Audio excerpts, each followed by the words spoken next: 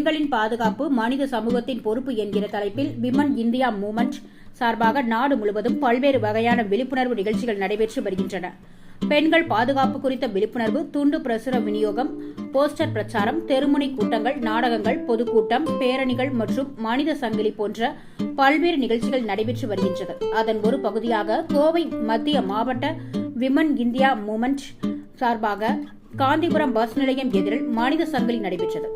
இந்த நிகழ்ச்சிக்கு மாவட்ட தலைவர் காமிலா பானு அவர்கள் தலைமை ஏற்று நடத்தினார். மாவட்ட செயலாளர் பைரோஸ், துணைத் தலைவர் சல்மா, பொருளாளர் மெகரினிஷா ஆகியோர் முன்னிலை வகித்தனர். தொகுதி நிர்வாகிகள், வார்டு கிளை நிர்வாகிகள் உள்ளிட்ட 200க்கும் மேற்பட்ட பெண்கள் மற்றும் குழந்தைகள் மனித சங்கிலி போராட்டத்தில் கலந்து கொண்டு பெண்களுக்கு எதிராக இழைக்கப்படும் அநீதிகள் குறித்தும் பெண்களுடைய பாதுகாப்பை உறுதி செய்ய கோரியும் ஒன்றிய, மாநில அரசுகளை வலியுறுத்தி கோஷங்களை எழுப்பினர்.